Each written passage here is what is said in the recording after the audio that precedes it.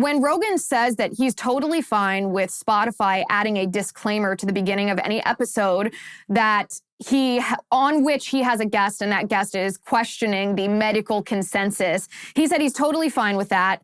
And again, I completely reject this. And we all in the conservative movement should reject this, because this idea of a label or a disclaimer, we'll just call it a disclaimer. A disclaimer is the same as a misinformation label. It's the same as the fact checks that we'll see on Facebook or that we'll see on Instagram.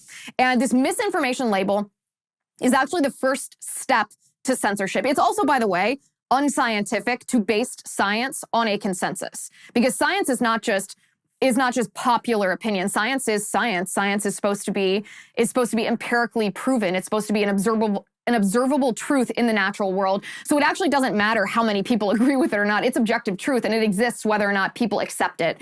So that's the first thing with putting a caveat or a disclaimer about an opinion being contrary to medical consensus. Medical consensus does not equal truth.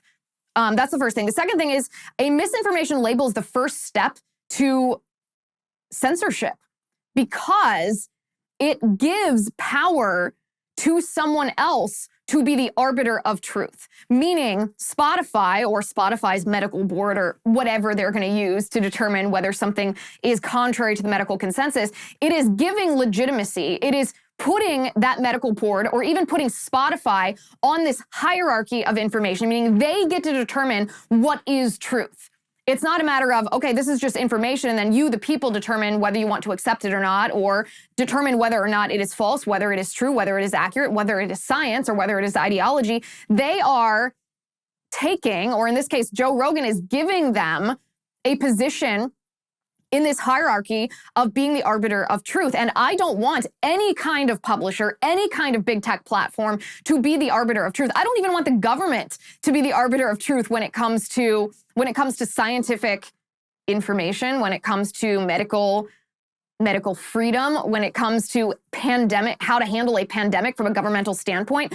I don't want anybody to be an arbiter of truth to determine that they, with a smack of a gavel, get to say, this is true and this is false. And Joe Rogan was correct, by the way. One of the ways that he was very, very, very correct, and this is why it's contradictory, one of the areas that he was very correct is in saying there's a problem with the label misinformation to begin with, because when misinformation, as it relates to COVID at least, is applied, when it has been applied in the past 2 years, it has also been proven to be false after a certain amount of time. And he gave the examples of cloth masks, what we were told by the public health establishment about cloth masks 2 years ago, is not true now. And those of us who questioned the public health establishment 2 years ago were told we were engaging in misinformation, only to have what we said 2 years ago be proven to be correct now.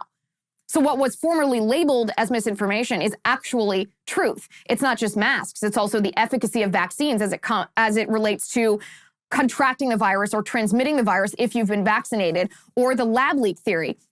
He's exactly correct on how misinformation has been used against science. It's been used to stifle skepticism. It's been used to silence dissent from this quote-unquote consensus of medical opinion. And the consensus 2 years ago, in at least those 3 areas, has been proven to be wrong.